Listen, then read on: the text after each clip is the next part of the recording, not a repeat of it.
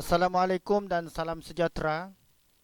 Pada pertemuan kita kali ini, satu lagi isu yang akan kita perbincangkan iaitu berkenaan dengan pengimbas suhu infrared atau inframerah.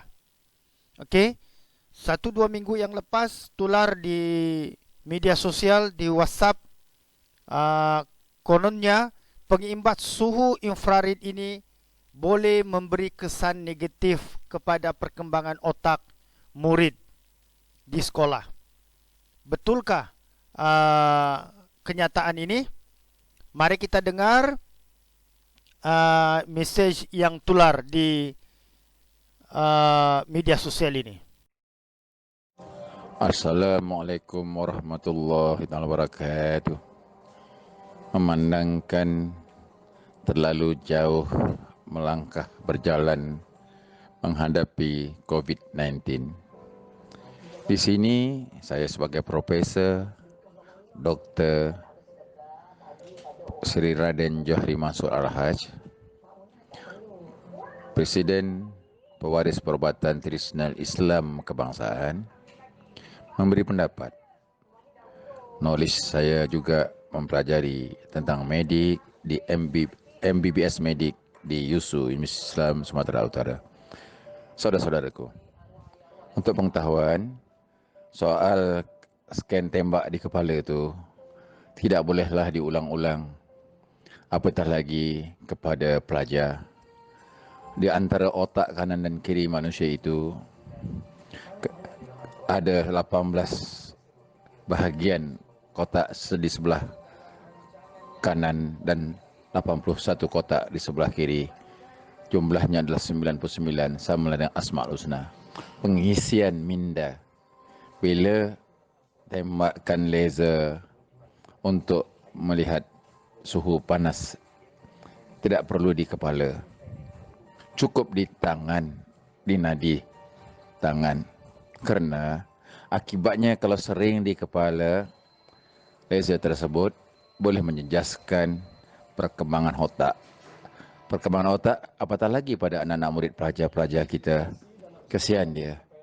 Ya, oleh kerana itu, kesan sampingan itu harus kita cegah kerana terlalu lama dan panjang masa yang boleh mengakibatkan selalu digunakan kepada anak-anak sekolah. Ditembak di kepala itu agak menjadikan penjejasan otak dan mindanya. Oleh kerana itu, gantikanlah tembak di tangannya. Sama saja, hitungan suhu itu akan didapati.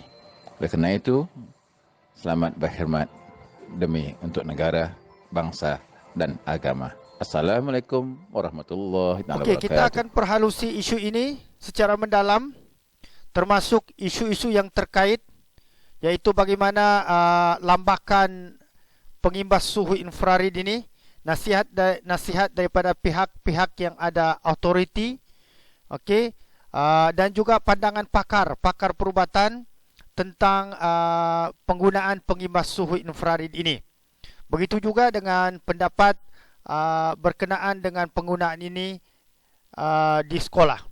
Okey, ikuti pendedahan dan juga perbincangan ini sehingga ke akhirnya. Kita tidak mendapat apa-apa maklumat atau pemakluman daripada Kementerian Kesihatan secara rasmi mengenai kesahihan status keselamatan penggunaan pengimbas suhu infrared ini. Walau bagaimanapun, saya bawakan kepada anda portal rasmi Medical Device Authority Kementerian Pendidikan Malaysia mengenai isu pengumuman rasmi pengimbas suhu infrared tanpa sentuh. Okey. Kementerian Kesihatan Malaysia KKM melalui pihak berkuasa Peranti Perubatan PBPP mengambil maklum mengenai isu pengimbas suhu infrared tanpa sentuh yang dikatakan tidak memberi bacaan suhu yang tepat yang dilaporkan oleh beberapa akhbar tempatan baru-baru ini. Kami ingin memaklumkan pengimbas suhu infrared tanpa sentuh yang digunakan untuk mengukur suhu badan manusia bagi mengesan penyakit atau kondisi perubatan dikategorikan sebagai peranti perubatan yang berada di dalam kelas B, iaitu peranti perubatan berisiko sederhana rendah. Oleh itu, ia tertakluk kepada pengawalan perundangan yang digariskan di dalam Akta Peranti Perubatan 2012 dalam kurungan Akta 737 dan peraturan-peraturan di bawahnya. Akta 737 telah menggariskan keperluan pendaftaran kepada mana-mana peranti perubatan termasuk pengimbas suhu infrared tanpa sentuh yang hendak diimport dan diletakkan di dalam pasaran selaras dengan peruntukan Seksyen 5-1 Akta 737. Pengimbas suhu ini perlu memenuhi keperluan-keperluan digariskan di dalam peraturan-peraturan peranti perubatan 2012 yang mengkehendaki keselamatan dan keberkesanan peranti ini diuji dan disahkan secara klinikal. Setelah keperluan-keperluan ini dipatuhi, barulah peranti perubatan seperti pengimbas suhu di atas didaftarkan dan dibenarkan untuk dipasarkan kepada pengguna dan orang awam. Seksyen 15-1 Akta 737 pula menyatakan mana-mana orang atau syarikat yang hendak mengimport, meletakkan dalam pasaran serta mengedar pengimbas suhu tersebut hendaklah berlesen dengan PBPP sebelum menjalankan aktiviti-aktiviti tersebut. Pelanggaran kepada kedua-dua seksyen ini boleh menyebabkan seorang dikenakan hukuman denda tidak melebihi RM200,000 atau penjara bagi tempoh tidak melebihi 2 tahun atau kedua-duanya sekali sebagaimana yang dinyatakan dalam Seksyen 5-2 dan 15-2 Akta yang sama. Walau bagaimanapun semasa penularan wabak COVID-19, kelonggaran telah diberikan kepada mana-mana syarikat yang hendak mengimport dan mengedarkan peranti perubatan yang diperlukan bagi menjalankan pengesanan dan rawatan kepada pesakit yang telah dijangkiti COVID-19. Peranti-peranti sedemikian telah dikecualikan daripada pendaftaran untuk bilangan tempoh yang terhad. Walau bagaimanapun, syarikat-syarikat yang hendak mengimport dan mengedar peranti perubatan tersebut hendaklah membuat notifikasi pengecualian melalui akses khas kebenaran untuk mengimport dan mengedar peranti perubatan hanya dibenarkan setelah PBPP membuat simakan ke atas dan berpuas hati dengan dokumen-dokumen berkaitan serta pengisytiharan pematuhan dibuat. Daripada makluman ini dikeluarkan oleh Ketua Eksekutif Pihak Berkuasa Peranti Perubatan Kementerian Kesihatan Malaysia bertarikh 17 Jun 2020. Daripada pengumuman rasmi ini, kita dapat buat kesimpulan bahawa peranti ataupun pengimbas suhu infrared ini sebenarnya berada dalam kelas B, iaitu peranti perubatan berisiko sederhana rendah. Okey, ini pula ialah berkaitan dengan kenyataan KPDN HAP, okey, mengenai dengan pembelian pengimbas suhu ini.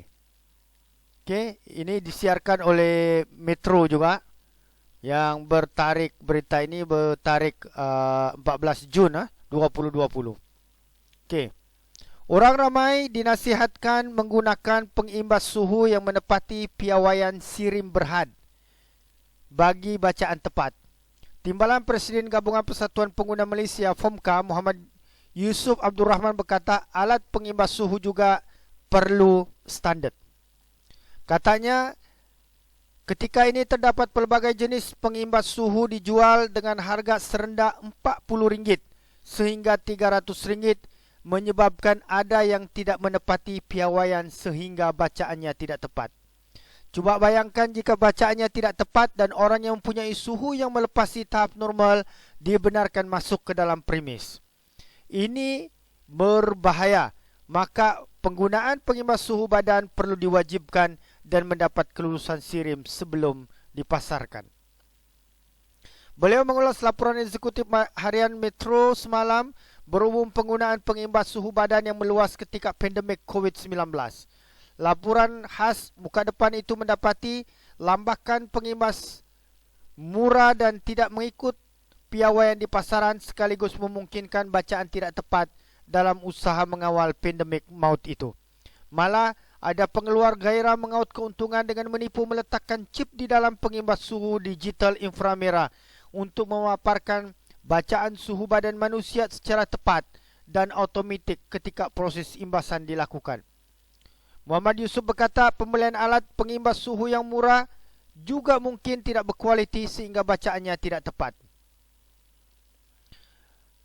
Apabila ia diwajibkan melepasi piawaian, maka Kementerian Perdagangan dan Dalam Negeri dan ahli wal pengguna boleh menggunakan Akta Perlindungan Pengguna 1999, katanya lagi.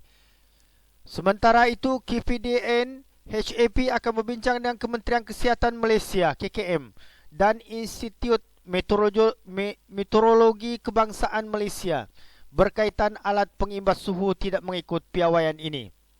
Pengarah Penguatkuasa KPDN HAP Datuk Iskandar Halim Sulaiman berkata, maklumat yang sahih diperlukan sebelum tindakan lanjut diambil mengikut beberapa akta di bawah bidang kuasa agensi itu.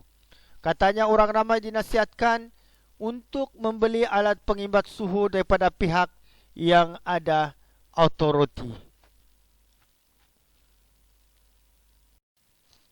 Sekarang mari kita lihat antara isu tentang pengimbas suhu ini ya.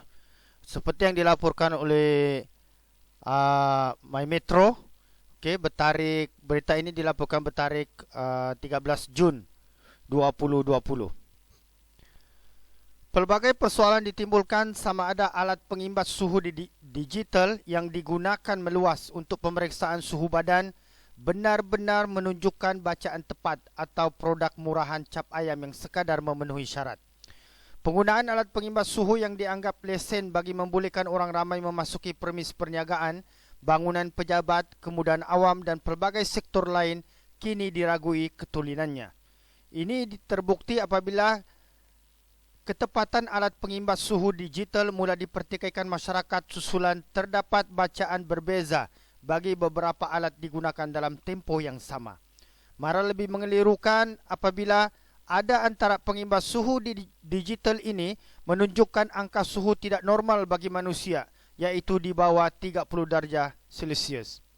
Angka ini dianggap tidak munasabah berikutan suhu normal manusia bermula antara 36 darjah Celsius sehingga 30.5 darjah Celsius. Pensyarakanan Pusat Pengajian Perang Saraf Media dan Informasi Inovasi Teknologi MARA UiTM Dr. Nur Nirwandi Mat Nordin berkata, apa yang berlaku ini jelas menggusarkan orang ramai.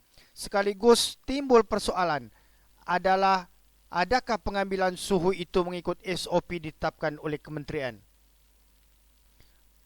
Menurutnya, tular di media sosial berhubung buku catatan maklumat pelanggan sebuah pasar raya menunjukkan suhu badan pelanggan sekitar 33 darjah Celsius hingga tahap paling rendah iaitu 29 darjah Celsius. Ini adalah tidak munasabah dan tidak masuk akal berikutan suhu normal manusia hidup adalah di atas 36 darjah Celsius. Ini adalah antara isu-isu lain, iaitu bagaimana masyarakat mula meragui tentang ketulinan alat pengimbas suhu ini. Okey, sekarang saya akan bawakan tentang pendapat pakar tentang alat pengimbas suhu ini. Okey, seperti yang dilaporkan oleh Sinar Harian bertarikh 24 Julai 2020. Alat pengimbas haba inframerah automatik lebih jitu, kata pakar kesihatan. Okey. Penggunaan alat pengimbas haba inframerah automatik memberikan hasil bacaan suhu badan yang lebih jitu. Pakar kesihatan awam Dr. Hanafia Bashirun berkata, menerusi penggunaan alat pengimbas inframerah yang dilengkapi skrin wajah, jarak antara orang yang diimbas dengan alat berkenaan telah ditetapkan. Kalau guna alat pengimbas inframerah seperti biasa yang perlu dipegang dengan tangan, mungkin bacaannya tidak tepat kerana ia bergantung kepada faktor manusia itu sendiri, seperti cara dia imbas, bahagian dahi yang diimbas dan jarak dengan orang yang diimbas. Ia berbeza dengan alat pengesan haba inframerah automatik yang siap dipasang di satu-satu tempat dan kedudukan pelajar boleh ditandakan, katanya ketika dihubungi oleh Berita Harian. Okey, ini ialah Dr. Hanafiah Bashirun, pakar kesihatan awam. Okey. Namun Dr. Hanafiah menjelaskan cara asasnya fungsi alat pengimbas haba dan alat pengimbas suhu digital biasa adalah sama kerana kedua-duanya menggunakan teknologi inframerah. Menurutnya, kedua-duanya berfungsi untuk menyukat suhu badan bagi menentukan seorang itu demam atau sebaliknya. Apa yang membezakan, katanya, hanyalah cara penggunaan alat itu oleh manusia, kerana mungkin timbul rasa penat jika terpaksa mengimbas ramai orang pada satu-satu masa. Selain itu, penggunaan alat pengimbas haba inframerah memberi kelebihan dari segi penjimatan masa dan tenaga, kerana pelajar tidak perlu beratur panjang. Ia juga beri kelebihan kepada pihak pengurusan sekolah sebab guru tidak perlu lagi bergili-gili memantau ketika bacaan suhu diambil. Cukup dipantau oleh seorang guru, katanya. Ini adalah pendapat pakar mengenai dengan penggunaan pengimbas suhu infrared atau inframerah di sekolah. Okey. Setakat pencarian saya di internet melalui laman resmi Kementerian Kesihatan Malaysia, saya tidak menjumpai pengumuman atau pemakluman mengenai isu ini, melainkan di sebuah laman Facebook, iaitu Public Health Malaysia, di mana mengulas isu ini secara langsung. Okey. Perhatian rakyat Malaysia, susulan mesej berantai di WhatsApp berkenaan termometer inframerah yang dikatakan bahaya untuk otak. Sukacita dimaklumkan penggunaan termometer inframerah dahi adalah selamat untuk otak kita. Ianya satu peranti yang selamat asalkan ianya berdaftar dengan Kementerian Kesihatan Malaysia. Termometer ini tidak mengeluarkan radiasi nuklear yang boleh menyebabkan masalah seperti kanser otak dan sebagainya. Dengan penggunaan termometer inframerah ini, ia lebih jitu jika suhu disukat pada permukaan dahi dan bukan di pergelangan tangan atau lengan. Okey?